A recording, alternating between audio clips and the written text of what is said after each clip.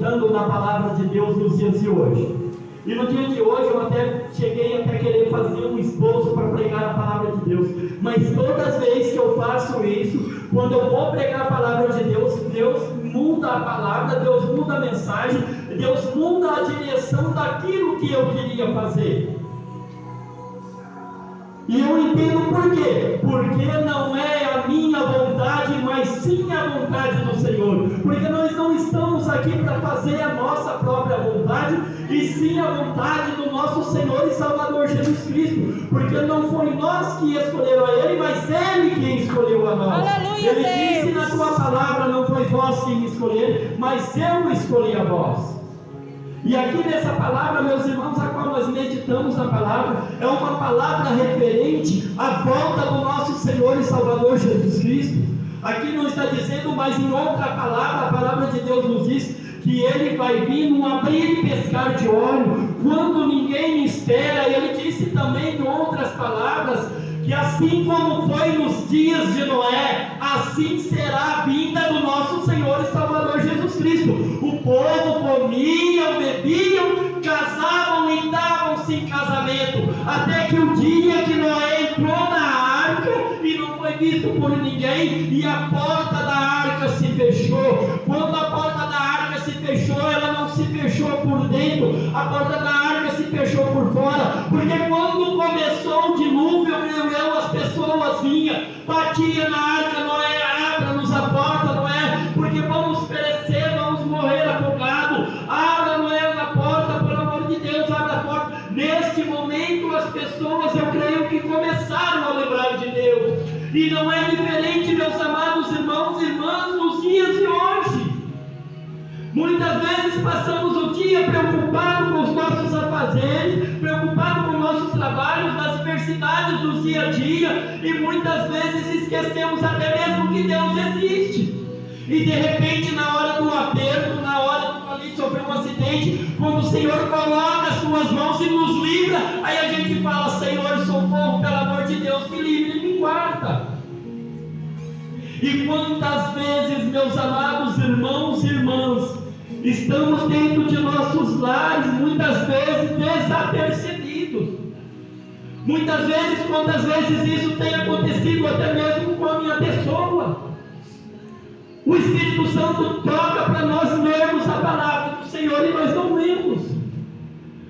Muitas vezes nós achamos que somos de nós mesmos, nós batemos o olho, acontece isso comigo, eu bato o olho na Bíblia e sinto aquele desejo de abrir a Bíblia e ler o versículo. Aí eu penso comigo: não, depois eu leio, vou até a cozinha, vou até o quintal, e de repente passa, e eu não leio a palavra, e eu não entendo que ali o Espírito Santo de Deus está falando comigo, Ele quer falar algo comigo naquele momento.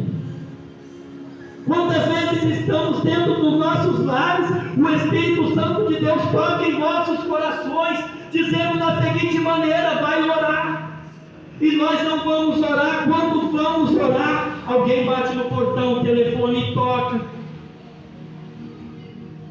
Aí nós vamos, atendemos o portão, atendemos o telefone, deixamos o Senhor em segundo plano. Porque a nossa carne, ela não resiste em ver o telefone tocar. A nossa carne não resiste em ver alguém chamando, se acomoda. A gente tem que ir lá atender, e muitas vezes nós perdemos nossas bênçãos, as nossas vitórias.